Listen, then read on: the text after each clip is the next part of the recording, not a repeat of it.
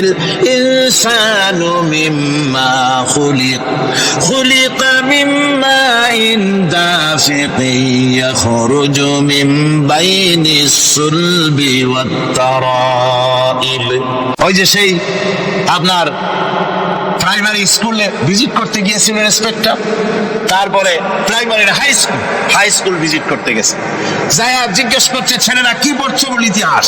ঠিক আছে, ইতিহাস থেকেই প্রশ্ন করবো, বলতো চীনের প্রাচীর কে ভেঙেছে?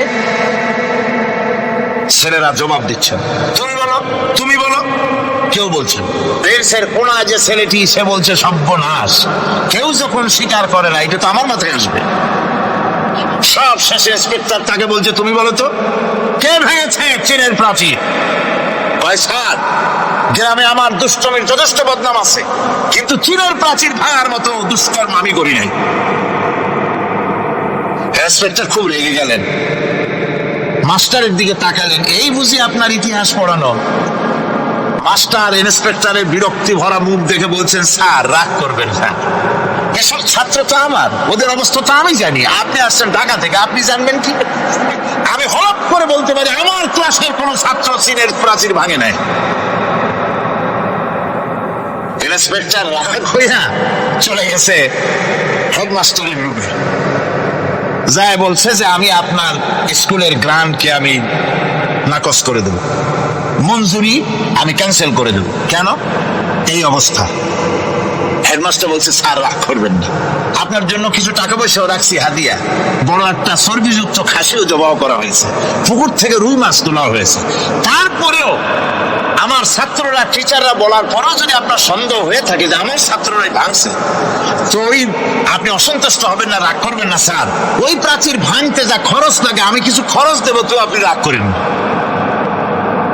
এখন চিন্তা করেন, স্কুলের ছাত্র থেকে শুরু করে হেডমাস্টার পর্যন্ত জ্ঞানের বহর। তো বলতেছিলাম আপনি আমি ওজন স্তরে ফাটল ধরিয়েছি, তার অর্থ এই নয় যে আপনারা গিয়ে ওখানে কুড়াল মারিয়ে ওটারে ভাঙছে। তাহলে ওটা কি হয়েছে?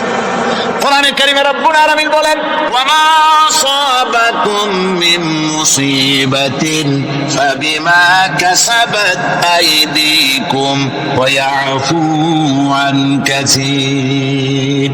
যত বিপদ তোমাদের উপর আরোপিত হয়, সমস্ত বিপদ তোমাদের দুই হাতের কামাই করা। কে বলছেন? আল্লাহ পাক। ওজন স্তরে ফাটল ধরেছে, এটা বিপদ, বিশ্বের সমস্ত মানব সভ্যতা সৃষ্টি জগতের জন্য বিপদ। এই বিপদের জন্য দায়ী পৃথিবীর মানুষ। কিরকম? সেটা হচ্ছে গাড়ির পেছন থেকে যে কালো ধোঁয়া বের হয়, কল কারখানার চিমনি থেকে যে কালো ধোঁয়া বের হয়, এই কালো ধোঁয়াগুলি, তারপরে সমস্ত কেমিক্যাল উইপেন সেগুলি যে টেস্ট করা হয়, তার রিয়াকশন ইত্যাদি, এই কালো ধোঁয়া এবং সমস্ত মারণাস্ত্রগুলি এক্সপেরিমেন্ট করার সমস্ত এই রিয়াকশনগুলি সবগুলি গিয়ে ওই ওজোন স্তরে ফাটল ধরিয়ে দিয়েছে। আস্তে করে পাতলা হয়ে এটা ফেটে গিয়েছে, অতি বেগুনি রশ্মি আসা শুরু করেছে। এটাকে বন্ধ করার জন্য বিজ্ঞানীরা আজ মরিয়া হয়ে গিয়েছে। ইনশাআল্লাহ আল্লাহ পাক তার বিজ্ঞানীদের মানুষের মাথায় বুদ্ধি এনে দিবেন, রিপেয়ারও হয়ে যাবে ইনশাআল্লাহ। সবাই বলেন ইনশাআল্লাহ। তাহলে বললাম কেন এ কথাটা? এই জন্য বললাম যে কোরআনে কারীমের মধ্যে আল্লাহ রাব্বুল আলামিন সব কথা বলে দিয়েছেন, কোনো কথা বাদ রাখেন নাই। পাহাড়গুলি ভেঙে আমরা ক্ষতি করতেছি, গাছগুলি কেটে আমরা ক্ষতি করতেছি, প্রকৃতির ভারসাম্য নষ্ট করে দিচ্ছি, ফলে সমুদ্রের পানি স্ফীত হচ্ছে, ভূমিকম্প বাড়তেছে, ঘূর্ণিঝড় হচ্ছে, টর্নেডো হচ্ছে, পৃথিবী বিধ্বস্ত হয়ে যাচ্ছে, ক্লাইমেটের পরিবর্তন আসছে। আজকে পৌষ মাস, এটা কি মাস? কত তারিখ? দেখেন বাংলা ভাষাকে কত মহব্বত করি। যদি বলি আজকে ডিসেম্বরের কত তারিখ, গড়গড় করে মুখস্থ হয়ে যাবে। বাংলারে খুব ভালোবাসি, মাসটার তারিখ বলতে পারলাম না, দুঃখিত। এই হলো আমাদের ভালোবাসা। আজকে পৌষ মাসের অর্ধেকও শেষ হয়ে যাচ্ছে, অথচ মনে হচ্ছে শীত যেন তার শ্বশুর বাড়ি বেড়াতে গেছে। এই যে অবস্থা, এই অবস্থা শুধু বাংলাদেশে নয়, গোটা পৃথিবীতে ক্লাইমেটের একটা বিরাট পরিবর্তন আসতেছে, একটা বড় রকমের পরিবর্তন আসতেছে। কারণ হচ্ছে এই পৃথিবীর মানুষেরা নিজেরাই প্রকৃতির ভারসাম্যকে নষ্ট করে দিয়েছে। এই ভারসাম্য নষ্ট হওয়ার কারণে আবহাওয়ার পরিবর্তন হচ্ছে, সামুদ্রিক জলোচ্ছ্বাস বাড়তেছে, ভূমিকম্প, আগ্নেয়গিরি ইত্যাদি হচ্ছে এবং পৃথিবীর মানুষ বিধ্বস্ত হচ্ছে। বলতেছিলাম এই কোরআনে কারীমের মধ্যে আল্লাহ পাক সব কথা বলে রেখেছেন। যদি জানতাম, বুঝতাম, তাহলে এই অবস্থার সৃষ্টি হতো না। এটা বিজ্ঞানের বই নয়, রাজনীতির বই নয়, সমাজনীতির বই নয়, বরং সমস্ত নীতিমালার উচ্চ জ্ঞানের উৎস হচ্ছে আল কোরআন। জ্ঞানের উৎস কি? আরো জোরে বলেন, জ্ঞানের উৎস কি? আল কোরআন। পবিত্র কোরআনে এমন এমন ঘটনা আল্লাহ পাক বলেছেন যা ষষ্ঠ শতাব্দীর দুনিয়া এ সম্পর্কে কিছুই জানতো না।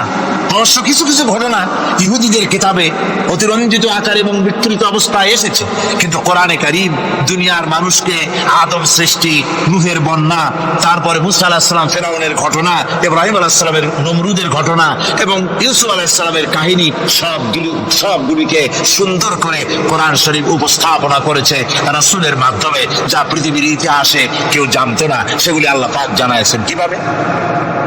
কোরআনে কারীম বলছে, তিলকা মিন আমবাইল গায়বি নূহিহা ইলাইকা মা কুনতা তা'লামুহা আনতা ওয়ালা কওমুকা মিন ক্বাবলি হাযা।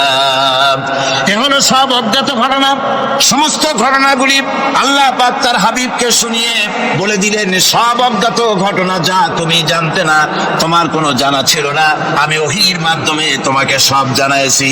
ইউসুফ আলাইহিস সালামকে যখন তার ভাইয়েরা কুয়ার মধ্যে ফেলে দিতেছিল তখন তুমি উপস্থিত ছিলে না, এই ঘটনা ওহীর মাধ্যমে আমি জানালাম। মুসা আলাইহিস সালামকে যখন ফেরাউন দরিয়ার ভিতরে ফেলে দিল, সেই সময় তুমি সিনাই পর্বতের পাশে দাঁড়িয়ে সব দৃশ্য লক্ষ্য করনি, অথচ আমি ওহীর মাধ্যমে সব তোমাকে খুলে খুলে বলে দিয়েছি। আল্লাহ পাক সমস্ত ঘটনাগুলিকে বলে বলে কোরআন শরীফের মধ্যে সব সাজিয়ে দিলেন, বলে দিলেন। তিনি বললেন, ওয়ামা কুনতা বিজানিবিল গারবি ইয কাযাইনা ইলা মুসাল আমরা ওয়ামা কুনতা মিনাশ শাহিদিন। ফেরাউন যে মুসার সঙ্গে যে ব্যবহারটা করলো, এ সময় সেখানে তুমি উপস্থিত ছিলে না, আমি ওহীর মাধ্যমে তোমাকে তা জানিয়েছি। কাযালিকা নাকুসসু আলাইকা মিন আমবাই মা ক্বাদ সাবাকা ওয়া ক্বাদ আতাইনাকা মিন লাদুন্না যিকরা। আল্লাহ পাক বলেন, এভাবে আমি আপনার কাছে অতীত ঘটনাবলী ওহীর মাধ্যমে নিখুঁতভাবে আপনার সামনে সব বলে দিয়েছি। আমার ভাইয়েরা, এই বিশ্বলোকে ঊর্ধ্ব লোক সম্পর্কে নিয়ে ভুল তথ্য বর্ণনা আল্লাহ পাক করে দিয়েছেন কোরআনের মাধ্যমে। 1665 খ্রিস্টাব্দে স্যার আইজাক নিউটন তিনি আবিষ্কার করলেন মাধ্যাকর্ষণ শক্তিকে। এই মাধ্যাকর্ষণ শক্তি, ল অফ গ্র্যাভিটেশন, এ সম্পর্কে মানুষের এই থেকে কিছু জানলো, কিন্তু আজ থেকে 1400 বছর আগে আল্লাহ রাব্বুল আলামিন তার উম্মি নবী, যিনি কোনো বিজ্ঞানাগারে লেখাপড়া করেন নাই, কোনো সায়েন্স রিসার্চ করেননি, যিনি কোনো কলেজ ইউনিভার্সিটিতে পড়াশোনা করেননি, তার মাধ্যমে জানিয়েছেন মাধ্যাকর্ষণ শক্তির কথা। কোরআন বলছে, ইন্নাল্লাহা ইউমসিকুস সামাওয়াতি ওয়াল আরদা আন তাজুলা। এই পৃথিবী এবং সমস্ত গ্রহ উপগ্রহকে আল্লাহ পাক বলছেন, আমি এমন এক শক্তি দিয়েছি যে শক্তির মাধ্যমে একটা আরেকটাকে আকর্ষণ করে রাখছে। এই পৃথিবীতে মাধ্যাকর্ষণ শক্তি শুধু পৃথিবীর নাই, সূর্যের আছে, মঙ্গলের আছে, নেপচুনের আছে, ইউরেনাসের আছে, বৃহস্পতির আছে। প্রত্যেকটি গ্রহের আলাদা আলাদা মাধ্যাকর্ষণ শক্তি আছে, আর এই শক্তির বলে একটা আরেকটাকে টেনে ধরছে যাতে করে বিচ্ছিন্ন হয়ে না যায়, যাতে করে ধ্বংসপ্রাপ্ত না হয়। এগুলি আল্লাহ পাক এই তথ্যগুলি কোরআনে কারীমের মধ্যে বলেছেন। ফলে মরিস বুকাইলির মতো লোক, যিনি ফরাসি দার্শনিক, তিনি বলেছেন দুনিয়ার সমস্ত বিজ্ঞানীদের থিওরি হচ্ছে এই যে বিজ্ঞানের কোনো থিওরি ফাইনাল নয়। আজ একটা হচ্ছে, কাল সেটাকে পরিবর্তন করে নতুন আর এক থিওরি আসতেছে। কিন্তু কোরআনে কারীমের মধ্যে আমি কে বলতেছেন কথা? না না না, মরিস বুকাইলি বলছে কোরআন শরীফের ভিতরে আমি যে বিজ্ঞানের তথ্য পেয়েছি, থিওরি পেয়েছি, তার কোনো পরিবর্তন আজও হয় নাই, ভবিষ্যতেও হওয়ার কোনো সম্ভাবনা নাই। মরিস বুকাইলি মনে করেছিলেন বেদ আর বাইবেলে যেমন ভুল আছে, কোরআন শরীফে ওই রকম ভুল আছে, নাউজুবিল্লাহ। সেই জন্য তিনি আরবি শিখলেন কোরআন বোঝার জন্য, ভুল ধরার জন্য। কোরআন শিখলেন কি জন্যে? ভুল ধরার জন্য।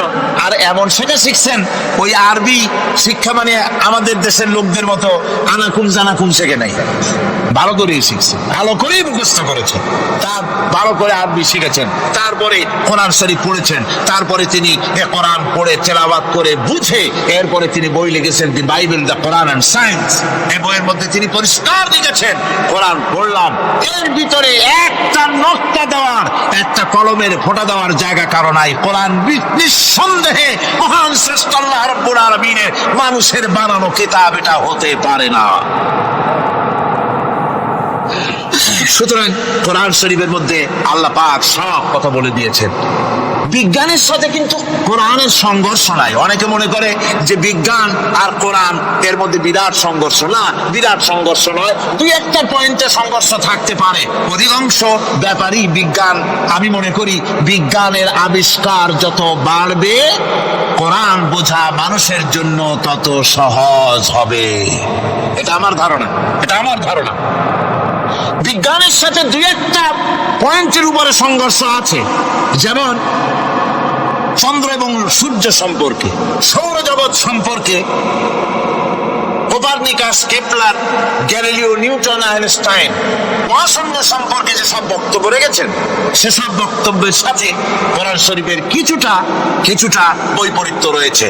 যেমন কেউ বলেছেন সূর্য ঘোরে, পৃথিবী স্থির, কেউ বলে সূর্যের চতুর্দিকে পৃথিবী ঘোরে, কেউ কয় চন্দ্র ঘোরে, কেউ কয় আমরা কি আর বসে থাকি, আমরাও ঘুরি। কিন্তু আসলে ঘোরেটাকে কে ঘোরে, এ ফয়সালা কে দেবে? কে দিবে বলুন তো? হ্যাঁ, ঠিক বলেছেন, আল্লাহই দিবেন, কারণ এগুলি সৃষ্টি করেছেন কে? এবার শুনুন, এই বিতর্কের মীমাংসা আল্লাহ পাক করছেন কোরআনে কারিমে বহু আগে। গ্যালিলিও, কেপলার, কোপারনিকাস এদের বলার অনেক আগে বিশ্বনবী জনাবে মুহাম্মদ রাসূলুল্লাহ সাল্লাল্লাহু আলাইহি ওয়াসাল্লাম তিনি বলে দিয়েছেন, আল্লাহর কথা তিনি বলেছেন, লাশ-শামসু ইয়ামবাগি লাহা আন তুদরিকাল কামারা ওয়ালাল লাইলু সাবিকুন নাহার ওয়া কুল্লুন ফি ফালাকিন ইয়াসবাহুন। প্রমাণকারী হইবে যাহারা আপন মনেতে বুঝিবে তাহারা, রাত্রি পারে না আগে যাইবার দিনের স্থান করি অধিকার। চন্দ্র বাজে না সূর্যকে গায়েতে, সূর্য পারে না চন্দ্রকে ধরিতে, যার যে স্থান বহান রাখিয়া ভ্রমণ করিছে খোদাকে ডরিয়া। আল্লাহ রাব্বুল আলামিনকে ভয় করে সব ঘুরছে, চাঁদও ঘোরে, সূর্য ঘোরে, মঙ্গল ঘোরে, ইউরেনাস ঘোরে, বৃহস্পতি ঘোরে, পৃথিবীও ঘোরে, সব ঘুরছে তো ঘুরছেই, বন করে ঘুরছে একটা নির্দিষ্ট কক্ষপথে, আপন আপন কক্ষপথে ঘুরছে, যার ফলে অ্যাক্সিডেন্ট হয় না। সুবহানাল্লাহ, জোরে বলেন সুবহানাল্লাহ। নির্ধারিত কক্ষে ঘুরছে, নির্ধারিত কক্ষে ঘুরছে। এর কক্ষগুলি আল্লাহ পাক ঠিক করে দিয়েছেন, সেই কক্ষে ঘুরতেছে, একে অপরের পথ অতিক্রম করতেছে না। আবার এই মহাশূন্যের ভেতরে রয়েছে ব্ল্যাক হোল। ব্ল্যাক হোল কি? ব্ল্যাক হোল হচ্ছে একটা বিরাট অন্ধকার গহ্বর, একটা মৃত্যুকূপ। এত বড় বিরাট ব্ল্যাক হোল মহাশূন্যে আছে, বিজ্ঞানীরা হয়রান হয়ে গেছে। তার এত বড় শক্তি, সে শুধু তারা খায় না, কোন তারকা ঘুরতে ঘুরতে যদি তার কাছে এসে যায় তারাকে খেয়ে ফেলে। কোন আলো যদি কাছে আসে, আলো শুষে নিতে নিতে আলো যার থেকে এসেছে সেটাকেও শেষ করে ফেলে। এ ধরনের একটা দারুণ আকর্ষণী শক্তি তার মধ্যে আল্লাহ সৃষ্টি করেছেন। একটা ব্ল্যাক হোল আছে মহাশূন্যের ভিতরে, সূর্য, চন্দ্র, গ্রহ, নক্ষত্র, যে সূর্য পৃথিবীর চাইতে 13 লক্ষ গুণ বড়, এমন 2 কোটি সূর্য খাইয়া হজম করতে পারে এত বড় ব্ল্যাক হোল আল্লাহ তৈরি করে রেখেছেন মহাশূন্যের উপরে। রয়েছে মিল্কি ওয়ে, রয়েছে গ্যালাক্সি, অন্তত 10,000 কোটি, 10 সহস্র কোটি তারকা দিয়ে সমৃদ্ধ গ্যালাক্সি মিল্কি ওয়ে। যেটা অন্ধকার রাত্রে তারকা সজ্জিত রাতে উত্তর দক্ষিণ দিকে টানা একটা পথের মতো দেখা যায়। এটা হচ্ছে গ্যালাক্সি, এইটাকে বলা হয় মিল্কি ওয়ে, এটা হচ্ছে ছায়াপথ। অসংখ্য তারকা এর মধ্যে রয়েছে। কত বড় বড় তারকা, অনেক দূরে, তাই আমরা দেখি বিন্দু বিন্দু। আসলে কি বিন্দু না, কত বড় জানেন? বিজ্ঞানীরা বলেছেন দত্তের মতো বিরাট বিরাট তারকা আছে যে সূর্য পৃথিবীর চাইতে 13 লক্ষ গুণ বড়। এরকমের সূর্য অন্তত 3 কোটি সূর্য খাইয়া হজম করতে পারে, এরকম অসংখ্য তারকা মিল্কি ওয়ের ভিতরে আল্লাহ সৃষ্টি করেছেন। সুবহানাল্লাহ বিহামদিহি, সুবহান। আর মানুষ লাফায়, 4 গুণ মানুষ খালি লাভ দেয় মোজ কতগুলো রাখিয়া।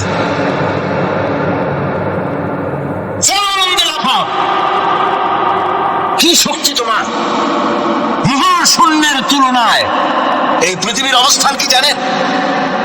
এই জন্য যত বেশি পড়াশোনা করবেন মাথা নত হয়ে যাবে। কমিউনিস্ট হয় ছাগলেরা, বুদ্ধিমান কোনোদিন কমিউনিস্ট হয় না। কারা কমিউনিস্ট হয়? ছাগলগুলি, যাদের আকল নাই, তাদের জ্ঞান নাই, বুদ্ধি নাই, তারাই কমিউনিস্ট হয়। কোন চিন্তাবিদ, কোন বিজ্ঞানী কমিউনিস্ট হয় না। মাথা নত হয়ে যায়, আল্লাহর এই সৃষ্টি দেখে পাগল হয়ে যায়। নিঃসন্দেহে আল্লাহ আছেন, নইলে পরে এগুলি হয় কি করে?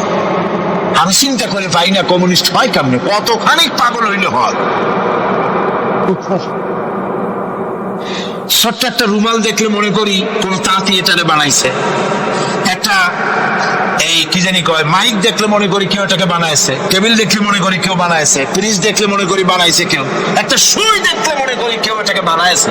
আর এই বিশাল পৃথিবী, ওই বিশাল আকাশ, কমিউনিস্টরা কয় এমনি এমনি হয়েছে। আমার বন্ধুগণ, মাথা নত হয়ে আসবে চিন্তা করলে কি বিশাল সৃষ্টি আল্লাহ পাকের। এই ছায়াপথ, এই গ্যালাক্সি, এর তুলনায় পৃথিবীর অবস্থান কোথায়? পৃথিবীর অবস্থানটা হচ্ছে, আমার হাতে একটি কলম। এই কলমটা কাগজের উপরে আমি যদি এই নিপটা রাখি, কাগজের ভিতরে নিপে যতটুকুন জায়গা টাচ করবে, মহাশূন্য গ্যালাক্সি মিল্কি ওয়ে, আল্লাহর এই মহাশূন্যের তুলনায় পৃথিবীর অবস্থান একটা কলমের নিপে যতটুকুন জায়গা নাই, এর থেকে বেশি নয়। এই যদি হয় পৃথিবী, তাহলে সেই পৃথিবীর মানুষ আপনি কতটুকুন? সলিমুদ্দিন বসিরুদ্দিন খালি লাভা। আমার বন্ধুগণ, লাভ কি? লাভের চোটে বলে হ্যান করেঙ্গে ত্যান করেঙ্গে, লাঠি কে আন্দার মুগুর ভরেঙ্গে। কয়দিন পর শোনা যায় শীত হয়ে পড়ছে, কিছু নাই। সুতরাং আল্লাহ পাকের অসীম সৃষ্টি জগৎ, এর সঙ্গে বিজ্ঞানের সংঘর্ষ কম। দু একটা পয়েন্টে আছে, বাকি সবগুলিতে বিজ্ঞানের আবিষ্কার যত বাড়তেছে, আল্লাহরে চেনা, সৃষ্টি জগৎকে জানা মানুষের জন্য তত সহজ হচ্ছে। আর রহমান আল্লামাল কোরআন, কোরআন শিখিয়েছেন আমাদেরকে। রহমান এমন নিয়ামত দিয়েছেন যার মধ্যে সব আছে। মানুষ সৃষ্টির ব্যাপারে, মানব সৃষ্টির ব্যাপারে নির্ভুল তথ্য যদি পেতে হয়, তাহলে কার কাছে যাব? জোরে কর। আল্লাহর কাছে যেতে হবে। আর আল্লাহর কাছে না যাইয়া মানব সৃষ্টির রহস্য যদি জানতে যাই ডারউইনের কাছে, তাহলে আপনার মামু হবে সুন্দরবনের বান্দরেরা। ঠিক কিনা? বান্দরেরা হবে মামু, শিম্পাঞ্জি ওরাংওটাং হবে আপনার নানা আর দাদা। তার কারণ ডারউইন সাহেব বলেছেন মানুষ এর পূর্বপুরুষ হলো বাঁদর, শিম্পাঞ্জি, ওরাং ওটাং। এটা হলো তার থিওরি অফ ইভলিউশন। বিবর্তনবাদের থিওরি পেশ করতে গিয়ে তিনি বলেছেন মানুষ হলো বান্দরের জাত। আরে বেটা, তুই বান্দরের জাত। নিজের লেজ কাটে আর সকলের লেজ কাটা আরম্ভ করতে যাচ্ছে। কি পাগলের পাগল, মানুষ হয়েছে বান্দরের জাত। আশ্চর্য কথা। কেমনি কইলে? তো বললো যে শিম্পাঞ্জি দেখছে, তো সে শিম্পাঞ্জি দেখে তার মনে হয়েছে যে মানুষ ওইরকমই তো দেখা যায়, তো মানুষ বুঝি বান্দর থেকেই আসছে। আমি বলি পৃথিবীতে এমন পাগল আমি কোনোদিন দেখিও নাই, শুনিও নাই যে কোনো পাগল পাবদা মাছ দেখে বলেছে যে এটা হচ্ছে বোয়াল মাছের পূর্বপুরুষ। একই মাছ দেখে কোন ছাগলেও বলেছে আজ পর্যন্ত, যেটা হলো শোল মাছের পূর্বপুরুষ, পুঁটি খাইতে খাইতে আস্তে আস্তে বিরাট শোলে পরিণত হয়ে গেছে, কোন পাগলেও বলেনি। আচ্ছা মেনে নিলাম দারুন সাহেবের থিওরি, মেনে নিলাম 1 সেকেন্ডের জন্য যে বান্দর থেকেই মানুষ হয়েছে। এখনো তো বানর প্রজাতি আছে না, শেষ হয়ে গেছে? আছে কিনা? তাহলে সুন্দরবনে যান, যে দেখুন কোন বাঁদর কি এ পর্যন্ত দেখা গেছে যে কোমর পর্যন্ত মানুষের মতো হয়ে গেছে? আর একটু দুধ আর পনির আর একটু এই শুটকি মাছ লোট্টা ফিশ খাওয়াইলে আর কদিনের মধ্যে এই বান্দরটা মানুষ হয়ে যাবে। হয়েছে এরকম? বাঁদরের 12 আনা মানুষ হয়ে গেছে, 14 আনা মানুষ হয়ে গেছে, আর অল্প একটু বাকি। এরকম দেখা গেছে কোথাও? দেখা যায়নি। পাগলামি কথা, পাগলামি কথা। মানুষ বানর থেকে আসেনি, মানুষ ওরা মোটান থেকে আসেনি, মানুষ সিম্পাজি থেকে আসেনি। মানুষ এসছে কোত্থেকে? এটা জানতে হলে এ নির্মূল তথ্য জানার জন্য আসতে হবে কোরআনের কাছে। কার কাছে? আল্লাহ রাব্বুল আলামিন তার হাবিবের মুখ থেকে মানব সৃষ্টির রহস্য তিনি উদ্ঘাটন করে দিয়েছেন। তিনি বলেছেন, দুনিয়াবাসীকে শুনিয়েছেন, ফালয়ানজুরিল ইনসানু মিম্মা খুলিকা মিম্মা ইন দাফিকিন ইয়াখরুজু মিন বাইনিস সুলবি ওয়াত তারাইব। আল্লাহ পাক বলেন, মানুষ কি তার সৃষ্টির রহস্য দেখে না? কেমনে তাকে আমি সৃষ্টি করেছি? মায়ের বক্ষ পিঞ্জর থেকে, বাপের পৃষ্ঠ থেকে সবেগে নির্গত এক ফোঁটা নাপাক পানি দিয়ে আমি আল্লাহ মানুষকে সৃষ্টি করেছি। বান্দর থেকে নয়, ওরাংউটাং থেকে নয়, সিম্পাজি থেকে নয়, মানুষের অরিজিন মানুষ। আদম থেকে তোমরা জন্মগ্রহণ করেছো, আদম এসেছে মাটি থেকে, তোমরা এসেছো আদম থেকে। সুবহানাল্লাহ ওয়া বিহামদি। এটাই হলো মানব সৃষ্টির রহস্যের কথা আল্লাহ পাক বলে দিয়েছেন। অন্যত্র আল্লাহ বলেন, ইন্না খালাকনাকুম মিন তুরাবিন সুম্মা মিন নুতফাতিন সুম্মা মিন আলাকাতিন সুম্মা মিন মুদগাম। নিষ্প্রাণ মাটি থেকে তোমার উৎপত্তি হয়েছে, আর এই নিষ্প্রাণ মাটি দিয়ে তোমাকে তৈরি করা হয়েছে। এগুলি মাতৃগর্ভের ভিতরে গিয়া নাপাক পানি ফোঁটা জমাট রক্ত হয়েছে, গোশত হয়েছে, তারপরে মানুষের আকৃতি দিয়েছি, আর এরপরে বাচ্চার আকারে মায়ের পেট থেকে আমি আল্লাহ মানুষ করে তোমাকে বের করেছি। সুতরাং মানব সৃষ্টির রহস্যের কথা বিজ্ঞানের সাথে যেটা সাংঘর্ষিক হবে কোরআনের সাথে, আমরা সেটা মানতে পারি না। আমাদেরকে মানতে হবে মূল জ্ঞানের কিতাবটা। মূল জ্ঞানের কিতাব কোনটা? জোরে কোন তো কোনটা?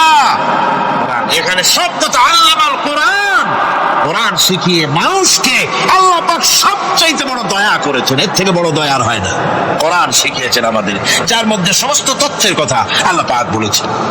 The universe and doctor Einstein বইয়ের ভিতরে লেখা হয়েছে যে একদিন এমন হবে যখন ধীরে ধীরে সূর্য তার আলো হারিয়ে ফেলবে, চন্দ্র নিষ্প্রভ হয়ে যাবে, আর পৃথিবী আস্তে আস্তে তার গতি হারিয়ে ফেলবে।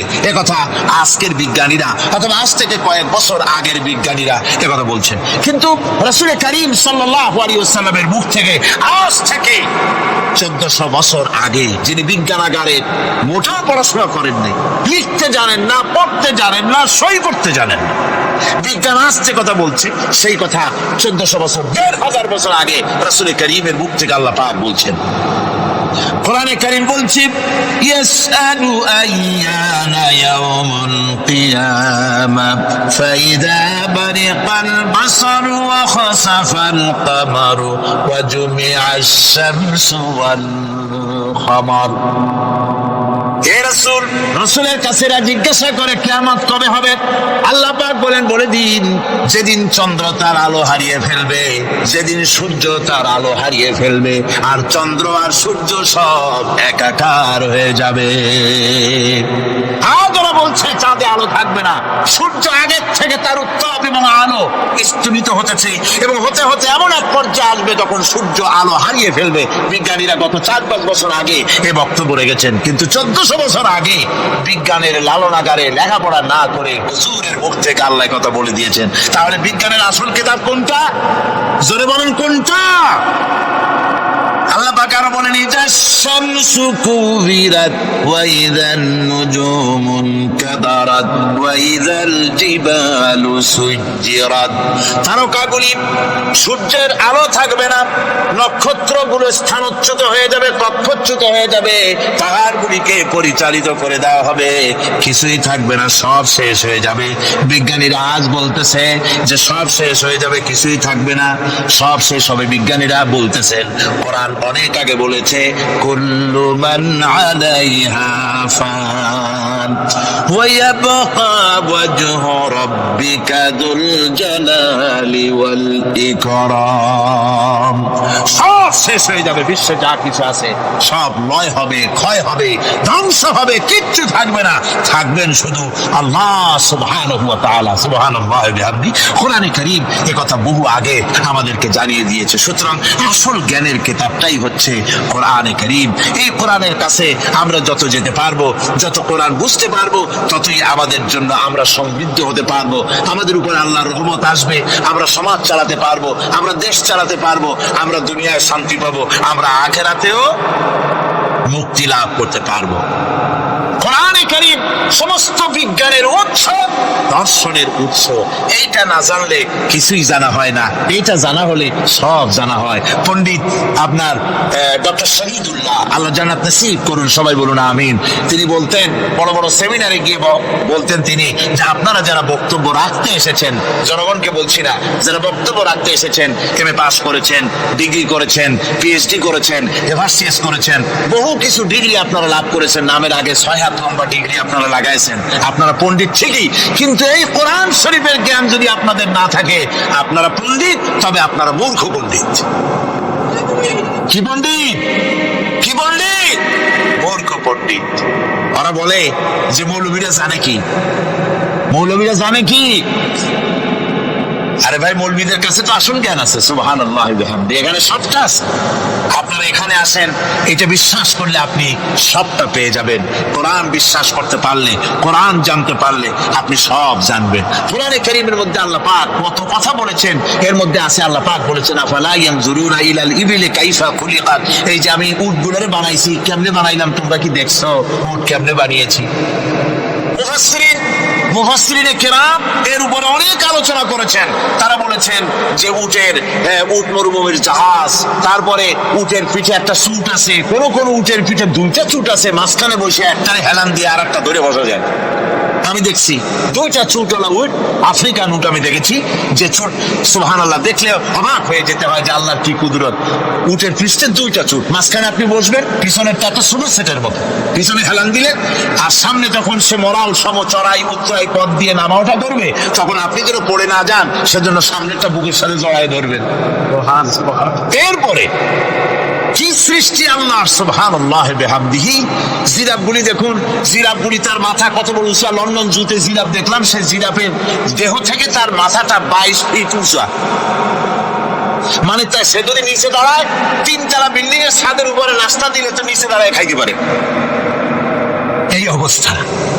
সেই জিরাফে পানি খাবে কেমনে? মাথা হলো অত উঁচায়, পিছনের ঠ্যাং 2টা খাটো, সামনের ঠ্যাং 2টা উঁচা, এখন পানি খাবে কেমনে? ওই মাথা নামাইতে গেলে ঠ্যাং তো অনেক উঁচা। আল্লাহ পাক এমন সুন্দর ব্যবস্থা করলে, সামনের 2টা ঠ্যাং এভাবে সরায় দেওয়ার মতো। ও যখনই পানি খায় দেখলাম 2টা ঠ্যাং অনেক সরায় দেয়, 2 দিকে ঠ্যাং চলে যায়, তখন মাথাটা সহজে নিচে নামায় আসে, পানি খাইতে পারে। এই সুযোগগুলি আল্লাহ সুবহানাহু ওয়া তাআলা তিনি করে দিয়েছেন। ওমা কুল্লা আনিল খালকি গাফিলিন। আমি আমার সৃষ্টি জগৎ সম্পর্কে অমনোযোগী নই। সুবহানাল্লাহি ওয়া বিহামদিহি। ভল্লুকগুলি কি বিরাট বিরাট একটা ভল্লুক, সে ভল্লুক দেখেছি, কৃষ্ণ ভল্লুক দেখেছি, তো সে মনে হয় যেন পায়ের তলায় হাফসুল করা, ঠিক জুতা পায়ের তলাটা তেমন দেখা যায়, ওই রকমের তলাটা, গায়ে একেবারে পশম। তো ওই বরফের দেশে থাকতো, সে শীত কষ্ট না পায়, সেই জন্য আল্লাহ একটা কম্বল ওর গায়ে জড়াই দিয়েছে, অটোমেটিক কম্বল। সুবহানাল্লাহি ওয়া বিহামদিহি। তো আল্লাহ বলছেন, উট কেমনে বানাইছি দেখছো? আফালা ইয়ানজুরুনা ইলাল ইবিলি কাইফা খুলিকাত। উট বানালাম কেমনে দেখেছিস? মানুষ অবাক হলো, আল্লাহ এত কথা ছুঁয়া উটের কথা বলছেন, কারণ নানান রকম মানুষ বলল। শেষ পর্যন্ত প্রাণীতত্ত্ববিদরা যারা আবিষ্কার করলেন মূল কারণ কি, মূল কারণ কি? অনেক কারণ আছে আল্লাহ পাকে কথা বলার। উট তো মরুভূমির জাহাজ, তারপরে উট মানুষের অনেক উপকারে আসে, এ কথা বলা হয়েছে। প্রাণীতত্ত্ববিদরা খুঁজে খুঁজে তারা দেখতে পেয়েছে যে উটকে জবাহ করে দেখা গেছে উট সমস্ত প্রাণী বাতাস থেকে অক্সিজেন যতটা গ্রহণ করে ততটা ছেড়ে যায়, যতটা গ্রহণ করে ততটা ছেড়ে যায়। একমাত্র প্রাণী উট যে যতটা অক্সিজেন গ্রহণ করে বাতাস থেকে সবটা ছাড়ে না, 2/3 ছেড়ে দেয়। 1/3 তার লাংসের পাশে রাখার জন্য আল্লাহ পাক একটা চেম্বার তৈরি করেছেন। ওই চেম্বারের ভিতরে 1/3 অক্সিজেন থেকে যায়। কারণ পানিও রেখে, তার পানি রাখার জন্য রিজার্ভ ট্যাঙ্কি আছে, একটা ভেতরে একটা রিজার্ভ ট্যাঙ্কি আছে, অক্সিজেন রাখার একটা চেম্বার আছে। এগুলি কেন? এই জন্য যে মরুভূমির ভিতরে সাইমুম শিল্প গোষ্ঠী না, কিন্তু ঝোড়ো হাওয়া, মরুভূমির ভিতরে ঝোড়ো হাওয়া, এই ঝোড়ো হাওয়া যখন আরম্ভ হয়ে যায় তখন মানুষ বাঁচতে পারে না, মানুষ টের পাইয়া সব বাড়িতে চলে যায়। মরুভূমিতে চড়ে বেড়ায় উট, সে যাবে কোথায়? উঠতে যাওয়ার জায়গা নাই। 7 দিন 8 দিন 1 সপ্তাহ 2 সপ্তাহ পর্যন্ত মরুভূমিতে ঝড় চলতে থাকে, বালুর ঝড়, কিচ্ছু দেখা যায় না। ওখানে দেখছিলেন বালুর পাহাড়, কালকে আজকে দেখবেন বালুর পাহাড় এখানে চলে আসছে, এইভাবে পাহাড় তৈরি হয়ে যায়, বালি উড়ায় নিয়ে যায় বাতাসে। এই বাতাসের ভিতরে বালু উঠতে থাকে সমানে, মানুষ প্রাণী কিছুই সেখানে শ্বাস করতে পারে না, বাঁচতে পারে না। উটের মতো প্রাণী যে মরুভূমিতে থাকে ও বাঁচবে কি করে? আল্লাহ সুবহানাহু ওয়া তাআলা ওর লাংসের পাশে অক্সিজেন রাখার চেম্বার করে পানির ট্যাঙ্কি তৈরি করে দিয়ে রেখে এমন কায়দা করেছেন, ও যখনই টের পায় যে ঝড় শুরু হবে, সাথে সাথে ঠ্যাং দিয়া মুখ দিয়া গর্ত করে বালুর ভিতরে মাথা ঢুকাইয়া 1 সপ্তাহ 2 সপ্তাহ থাকতে পারবে মাটির তলে, অক্সিজেনের অভাব হবে না। দেখো নাকি কিভাবে সৃষ্টি করেছি আমি এই সুন্দর উটকে, একবার দেখো, আর শুকরিয়া তোমার মাথা নত হবে। যত বড় কমিউনিস্ট হও, আল্লাহর জন্য সেজদা দিতে বাধ্য হবে যদি তোমার ঈমান এতটুকু থাকে। জান্নাতীরা খামোশ হয়ে বসে থাকবেন। বিশ্বনবী মুহাম্মদ রাসূলুল্লাহ সাল্লাল্লাহু আলাইহি ওয়াসাল্লাম তখন বলবেন, হায় আল্লাহ রাব্বুল আলামিন, জান্নাতীরা আমার উম্মতেরা, তারা বুঝতেই পারে নাই তোমার কাছে যা বেশি আছে সেটা তারা বুঝতে পারে নাই।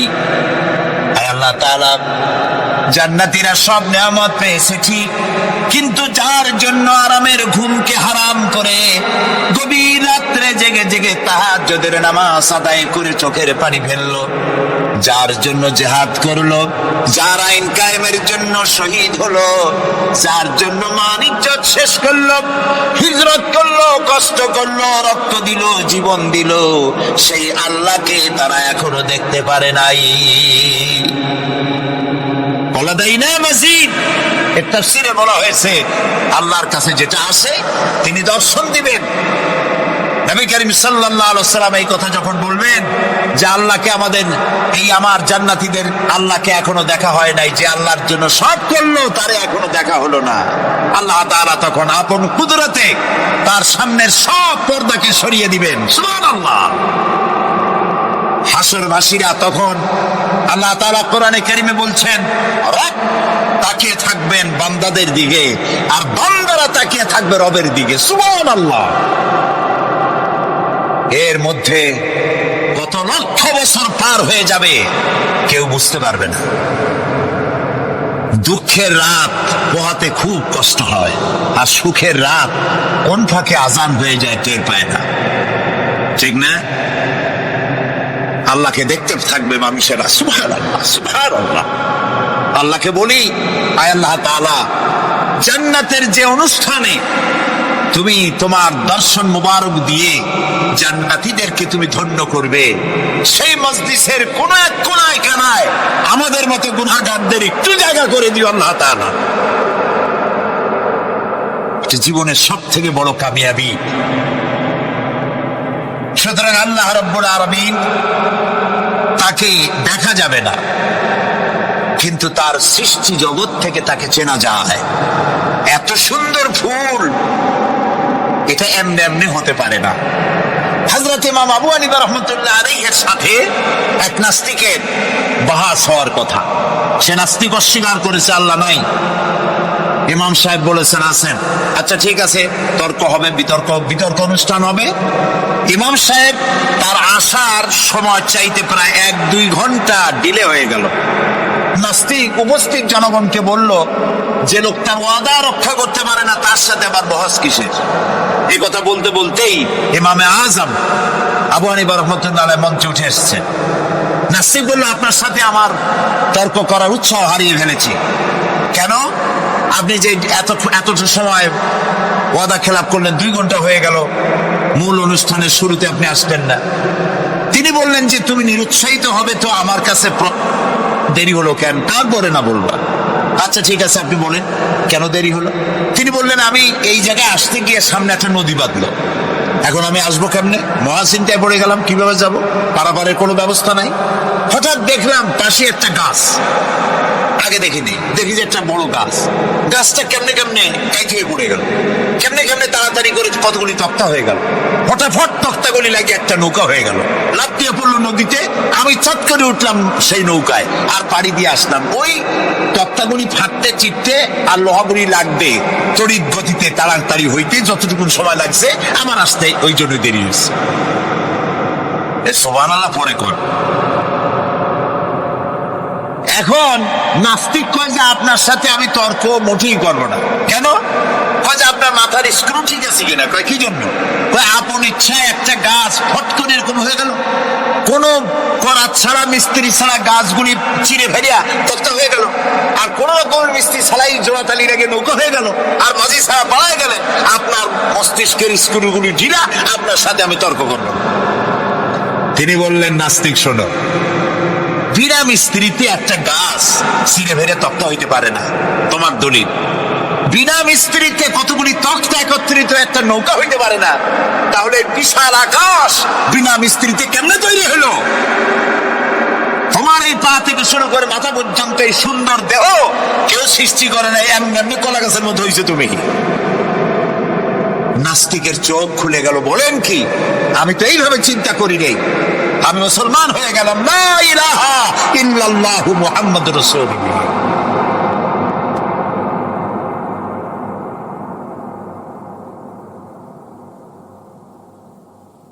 আল্লাহ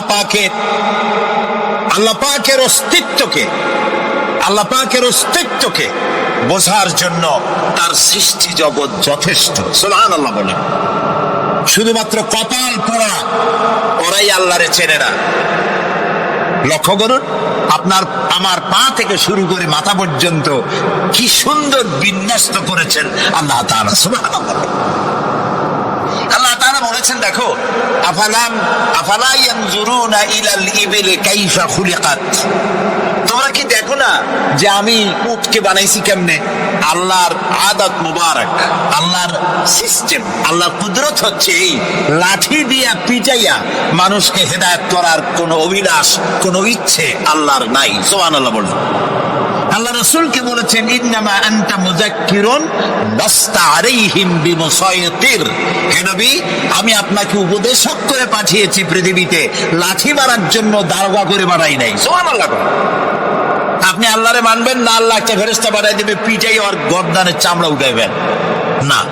আল্লাহ বলেন যে দেখো, যুক্তি প্রমাণের মাধ্যমে তুমি আল্লাহকে চিনতে শেখো। নিজের দিকে তাকাও। আচ্ছা, তোমরা উট দেখো নাই? কে বলতেছেন? আল্লাহ বলছেন, উট দেখো নাই? আফালা ইয়ানজুরুনা ইলাল ইবিলি কাইফা খুলিকাত ওয়া ইলাস সামায়ে কাইফা রুফিআত। ওই বিশাল আকাশ আছে, দেখেন তো, এই যে প্যান্ডেলটা, আমাদের দৃষ্টিতে প্যান্ডেলটা বড়, কিন্তু আকাশের দৃষ্টিতে এটা কি? কিছুই না। এই প্যান্ডেলটুকুন তৈরি করতে কয়শো মাস লাগছে, দেখছেন তাকে? আচ্ছা, এবার আকাশটার দিকে তাকা, কয়টা খুঁটি আছে? আল্লাহ তাআলা বলছেন, আনতুম আশাদ্দু খালকান আমিস সামাউ বানাহা। তোমারে বানানো কঠিন নয়, বিশাল আকাশটা বানানো কঠিন। তো অত বড় আকাশটাই তো আমি বানাইছি। কে বলতেছেন? আল্লাহ তাআলা। আল্লাহ বলছেন আফালা ইয়ানজুরুনা ইলাল ইবিলি কাইফা খুলিকাত, উট বানাইছে কেমনে দেখো নাই? এইটা নিয়ে মুফাসসিরিনে কেরাম অনেক তাফসীর করেছেন। কেউ বলেছেন আল্লাহ তাআলা এই জন্য এটা বলেছেন যে উটের দুইটা হাঁটু। সমস্ত প্রাণীর হাঁটু কয়টা? কয় দুইটা। আপনার কি দুইটা হাঁটু? একটু বুঝে শুনে জবাব দেন। আমাদের হাঁটু কয়টা? গরুর কয়টা? হাতির কয়টা? সব প্রাণীর হাঁটু একটা, উটের হাঁটু দুইটা। তারপর উট মরুভূমিতে থাকে, মরুভূমির জাহাজ, অনেক কথা অনেকে বলেছেন। কিন্তু একজন চিকিৎসা বিজ্ঞানী কোরআনে কারীমের এই আয়াত পড়ে তিনি চিন্তা করলেন আল্লাহ উটের কথা কইলেন কেন, যে কেমনে বানাইছি দেখো নাই, নিশ্চয়ের মধ্যে কিছু আছে। সে উটকে চেরাফেরা করলো, উটকে অপারেশন করে, সার্জিক্যাল অপারেশন করে তারপরে তিনি আবিষ্কার করলেন। শুনুন কি আবিষ্কার করলেন তিনি? তিনি আবিষ্কার করলেন পৃথিবীর সমস্ত মানুষেরা, সমস্ত প্রাণী জগৎ পানি পান করে আর সবটা পেশাব করে বের করে দেয়। উট একমাত্র প্রাণী পানি পান করার পর সবটা খাইয়া হজম করে না। তার লাঞ্চের কাছে আলাদা একটা চেম্বার আছে, ওই চেম্বারে কিছুটা পানি সেখানে সে রিজার্ভ রাখে। গেল এক নম্বর। দুই নম্বরে পাওয়া গেল অক্সিজেন। প্রাণী জগৎ বাতাস থেকে অক্সিজেন গ্রহণ করে আর কার্বন ডাই অক্সাইড করে এটাকে বের করে দেয়। উট একমাত্র প্রাণী অক্সিজেন যতটা গ্রহণ করে ততটা ছেড়ে দেয় না, ওর থেকে কিছুটা জমা করে রাখার জন্য তার বুকের মধ্যে একটা জায়গা আল্লাহ একটা চেম্বার তৈরি করেছেন, ওখানে অক্সিজেন জমা থাকে। একদিকে পানি আর একদিকে অক্সিজেন শ্বাস প্রশ্বাসের জন্য। কারণ কি? কারণ হলো মরুভূমিতে বালুর ঝড় হয়, যাকে আরবিতে বলা হয় সাইমুম, বালুর ঝড়। এই ঝড় যখন শুরু হয় তখন একটানা ঝড় চলতে থাকে 2 দিন 3 দিন 1 সপ্তাহ চলতে থাকে। মানুষেরা টের পেয়ে যার যার আশ্রয় গ্রহণ করে। উট তো মরুভূমিতে চড়ে বেড়ায়, সে এইটাকে পালাবে কোথায়? সে বাঁচবে কি করে মরুঝড়ের মধ্যে? বালির ঝড়, বৃষ্টির মতো বালি পড়ে গাড়ি ডুবে যায়, পাহাড় ডুবে যায়, এই অবস্থা হয়ে যায়। উট বাঁচবে কি করে? আল্লাহ রাব্বুল আলামিন উটের দেহ তৈরি করার সময় এমন ব্যবস্থা করে দিলেন, উট যখন টের পায় বালুর ঝড় হবে, সঙ্গে সঙ্গে তার সামনের 2টা পাও দিয়া বালু সরায় দিয়া তার মাথার গলার অর্ধেকটা বালুর মধ্যে ঢুকায় দিয়া 5 দিন 7 দিন যেন থাকতে পারে পানি আর অক্সিজেনের জন্য, সেই জন্য মারা না যায়। এর জন্য আল্লাহ রাব্বুল আলামিন তার বুকের মধ্যে পানি আর অক্সিজেন রাখার ব্যবস্থা করেছেন। আফালা ইয়ানজুরুনা ইলাল ইবিলি কাইফা খুলিকাত, কেমনে উট বানাইছি দেখো নাই? সুবহানাল্লাহ বলে। আল্লাহ রাব্বুল আলামিন তার এই বিশাল সৃষ্টি, আকাশ জমিন গাছপালা তরু লতা কীট পতঙ্গ সাগর নগর সব তৈরি করে তারপরে আল্লাহ তাআলা বলছেন এবার তাকাও আমার আকাশের দিকে, তাকাও আমার জমিনের দিকে। আল্লাযী খালাকা সাবা সামাওয়াতিন তিবাকা মা তারা ফি খালকির রহমান মিন তাফাহুত। তাকাও আমার আকাশের দিকে, তাকাও আমার জমিনের দিকে। আল্লাহ তাআলা বলছেন দেখো কোনো ভুল আছে নাকি? হাল তারা মিন ফুতুর, কোনো ভুল দেখতে পাও? কে জিজ্ঞেস করছেন? তাকাও আকাশের দিকে দেখো, জমিনের দিকে দেখো, হাল তারা মিন ফুতুর, কোনো ভুল দেখতে পাও? আল্লাহ তাআলা বলেন বারবার তাকাও, বারবার তাকাও। এভাবে বারবার দেখতে দেখতে তোমার চক্ষু কাতর হয়ে তোমার নিজের দিকে ফিরে আসবে। আমার সৃষ্টির ওই পূর্ণতার ভেতরে কোনো ভুল খুঁজে পাবে না। পা থেকে শুরু করে মাথা পর্যন্ত আমরা একটু খেয়াল করি তো, আমাদের পায়ের তালুর চামড়া যেরকম, পায়ের পিঠের চামড়া কি ওরকম? আমাদের পায়ের পিঠের চামড়া যেরকম, ওইটা যদি হতো পায়ের তলায়, তাহলে প্রতি 3 দিন অন্তর 2 দিন অন্তর পায়ে হাফসুল করা লাগতো জুতার মতো, ঠিক না? হাতের উপরে চামড়াটা যেরকম, হাতের তালুতে চামড়া কি ওরকম? হাতের তালুর চামড়া কি তাও বুঝতে পারেন? পুরু, আর উপরের চা পাতলা। এই উপরের চামড়াটা যদি এইখানে হইতো তাহলে গরম কদু আর ডাল খাইতেই পারতেন না। চামড়ার কাম শেষ। এগুলো চিন্তা করলেই তো শকর করতে ইচ্ছা হবে যে এই যে একই শরীর আমার, দুই রকমের চামড়া কেন দিলেন? আর কোনো চেষ্টা নাই, এমনি এমনি হয়েছে। কত বড় রাম ছাগল হলে নাস্তিক হতে পারে, জানোয়ারের চাইতে নিকৃষ্ট নাস্তিকেরা, পশুর চাইতে কুত্তার চাইতে নিকৃষ্ট। যারা নাস্তিক, কুত্তায়ও আল্লাহরে চেনে, সুবহানাল্লাহ বলো, আল্লাহরে চেনেছে। গরু ছাগল আল্লাহ যা বানিয়েছে সব আল্লাহর হুকুম মতো তার নিজস্ব পরিমণ্ডলে থাকে। মানুষ নামের কলঙ্ক ওই সব মানুষ যারা বিশ্ববিদ্যালয়ে চাকরি করে আমাদের সন্তানদেরকে নাস্তিক বানায়। এর একটা শয়তান কয়েক মাস আগেই দূরে কোথাও গিয়ে আল্লাহ জাহান্নামে নিয়ে গিয়েছে। ওর কবরে জাহান্নামের আগুন জ্বলুক কিয়ামত পর্যন্ত। সে একাই শয়তান নয়, বিশ্ববিদ্যালয়ের অসংখ্য ছেলেদের মেয়েদেরকে ধ্বংস করেছে, ইমান নষ্ট করেছে। প্রিয় ভাই সব, আল্লাহ রাব্বুল আলামিন তার অস্তিত্বের প্রমাণ রেখেছেন আর বলেছেন, দেখো কোনো ভুল পাও নাকি। আল্লাহর এক দরবেশ বান্দা এক বট গাছের নিচে বিশ্রাম করতেছিলেন আর সূরা মুলক পড়তেছিলেন। এই আয়াতের কাছে এসেছেন, হাল তারা মিন ফুতুর, দেখতে পাও কোনো ভুল? শুয়ে শুয়ে বলতেছে, আল্লাহ তোমার সৃষ্টি জগতে তো ভুল ধরার কোনো উপায় নাই, কেউ ধরতে পারবে না, তবে আমার চোখে একটা জিনিস বেমানান মনে হয়। ভুল ধরতে কারো ক্ষমতা নেই, একটা জিনিস আমার কাছে বেমানান লাগে। একা একা বলতেছে, সেটা হলো এই, তুমি তাল গাছ বানাইছো যেমন, তালও সেই রকম বড়, বেল গাছ যেমন, বেলও বড়, নারকেল গাছ যেমন, নারকেলটাও বড়, কিন্তু এত বড় বিরাট বট গাছ, ফল একেবারে এতটুকু এতটুকু। এইটা একটু বেমানান লাগতেছে। এই চিন্তা করতেছে দরবেশ সাহেব, হঠাৎ করে একটু বাতাস এসে গাছের ডাল আন্দোলিত হয়েছে। একটা আধা পাকা বটের ফল অনেক উঁচু থেকে ছিঁড়ে এসে দরবেশের নাকের উপরে পড়ছে, নাকটা জ্বলে উঠছে। দরবেশ সাহেব বলছে, আস্তাগফিরুল্লাহ, আল্লাহ এটা তো ফল না, এটা আমার চিন্তার জবাব। আমি চিন্তা করতেছি গাছ আনমান ফল হয় নাই, তাল গাছ যেমন ফল যেমন, বট গাছ যেমন ফল যদি ওই আকারে হইতো, ফলটা যে পজিশন নিয়ে আমার নাকে পড়ছে, এতে তো আমার নাকও যাইতো, মাথাও যাইতো। সুতরাং আল্লাহ রাব্বুল আলামিন তার সৃষ্টি জগৎকে আপন কুদরত দিয়ে সুন্দর করে সৃষ্টি করেছেন। ভাগ্যবান তারা যে আল্লাহকে স্বীকার করে 5 ওয়াক্ত নামাজে আল্লাহকে সেজদা দেয়, সুবহানাল্লাহ। আর শিক্ষক নামে, শিক্ষিত নামের কলঙ্ক ওই সব মুসলমান যারা মুসলমানের ঘরে জন্মগ্রহণ করে নিজেকে নাস্তিক বলে পরিচয় দেয়, নিজেকে যারা বামপন্থী বলে পরিচয় দেয়। মুসলমান তা আবার বামপন্থী, আস্তাগফিরুল্লাহ। কোরআনে কারীমে আল্লাহ তাআলা বলেছেন, আসহাবুল ইয়ামিন আসহাবুশ শিমাল, ডানপন্থী আর বামপন্থী।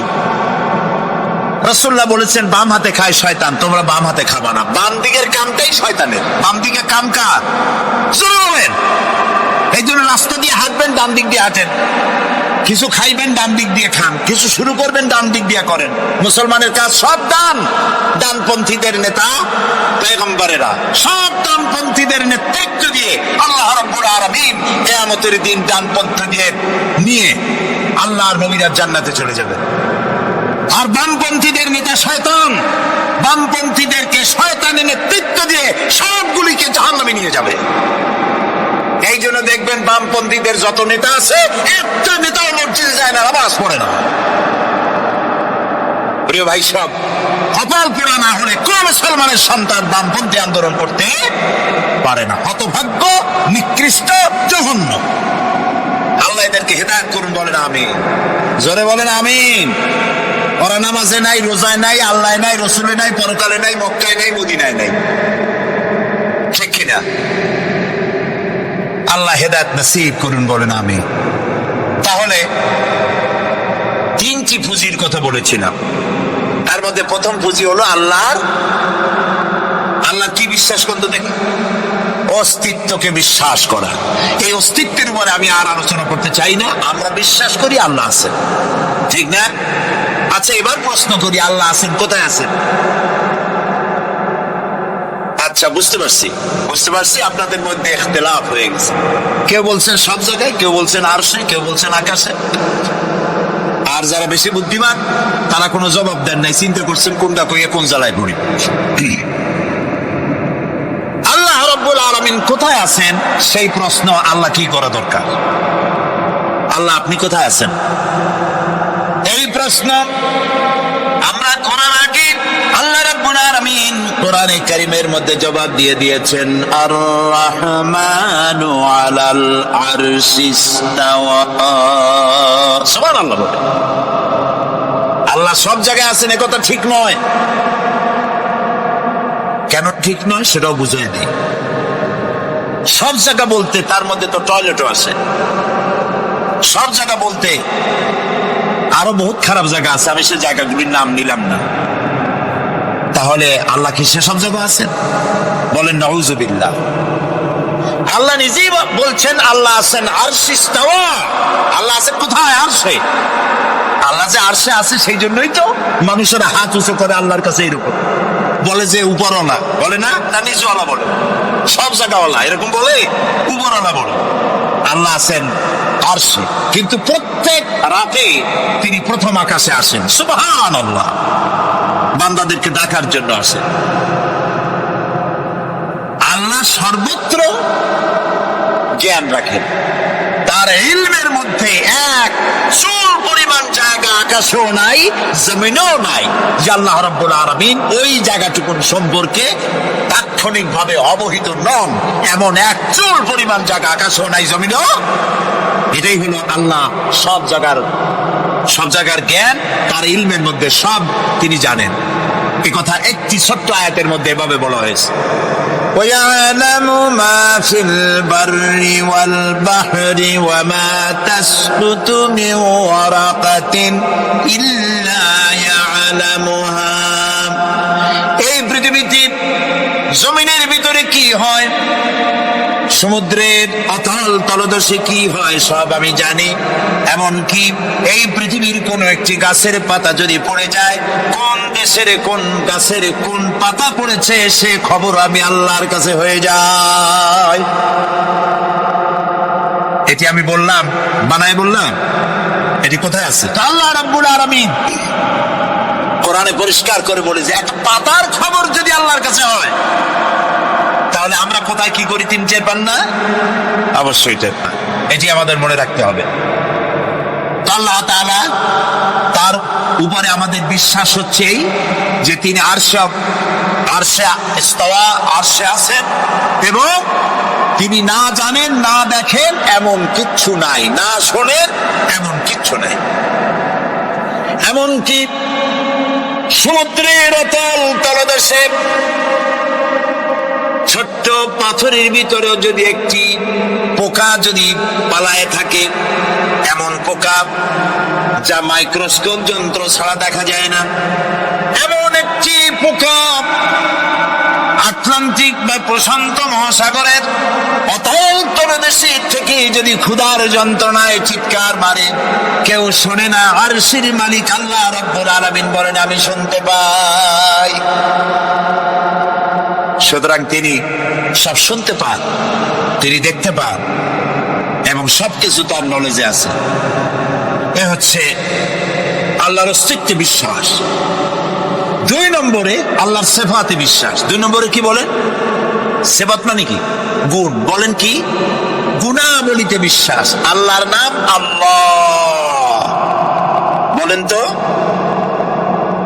আল্লাহ নয়, কিন্তু আল্লাহ হচ্ছে অশুদ্ধ, শুদ্ধ হচ্ছে আল্লাহ। বলার সময় মুখটা গোল হয়ে যাবে। বলেন তো, সবাই উচ্চারণ করেন আল্লাহ, আবার বলেন আল্লাহ, আবার বলেন আল্লাহ। সুবহানাল্লাহ। কি মধুর নাম, কি মজার নাম। কোন বান্দা যদি অন্তরের অন্তঃস্থল থেকে একবার যদি বলে আল্লাহ, আল্লাহ রাব্বুল আলামিন 70 বার সাড়া দিয়ে জিজ্ঞেস করেন বান্দা কি চাও, আমি শুনছি। আল্লাহ হচ্ছে ইসমে জাত, আর সিফাতি নাম হচ্ছে বাকি 98টা নাম। মোট ওয়ালাহুল আসমাউ হুসনা। আল্লাহ তাআলা রয়েছে পবিত্র নাম, অনেক নাম, 99টি নাম। কয়টা নাম? আল্লাহ হচ্ছে ইসমে জাত। এই যে আমরা অনেক সময় খোদা বলি, খোদার কসম, খোদার কিরা, খোদা হাফেজ বলি না আমরা? এই খোদা শব্দ যতটা সম্ভব এই শব্দ উচ্চারণ থেকে বিরত থাকা উচিত, কারণ আল্লাহর 99 নামের মধ্যে খোদা বলে কোনো শব্দ নাই। কেউ যদি 10 লক্ষ বার খোদা বলে, একবার আল্লাহ বলার সমান হবে না, হবে না। কেমন খোদা বলে আল্লাহ নিজের নামকে পরিচিত করেন নাই। আল্লাহর নাম হচ্ছে আল্লাহ, আল্লাহর নাম কি? আর বাকি হলো গুণবাচক নাম। তিনি রব, তিনি রাজ্জাক, তিনি ওয়াদুদ, তিনি জব্বার, তিনি কাহ্হার, তিনি রহমান, তিনি রহিম। এরকম আছে না নাম? সব গুণবাচক নাম। এই আল্লাহকে বিশ্বাস করতে হবে। 1 নম্বরে তার অস্তিত্ব, তিনি আছেন। 2 নম্বরে গুণ সহকারে বিশ্বাস করতে হবে। আমরা পানিকে বিশ্বাস করি সে চুবাইয়া ডুবাইয়া মারতে পারে, এই হিসাবে বিশ্বাস করি, ঠিক না? আগুনকে বিশ্বাস করি সে পোড়ায় মারতে পারে। সাপকে বিশ্বাস করি সে দংশন করলে আমি মরে যেতে পারি, ঠিক কিনা? এইভাবে প্রত্যেকটা জিনিসের গুণ সহকারে তাকে বিশ্বাস করতে হয়। সেই জন্য আল্লাহকে আল্লাহ আছেন এটা শেষ কথা নয়, তার গুণ সহকারে তাকে বিশ্বাস করতে হবে।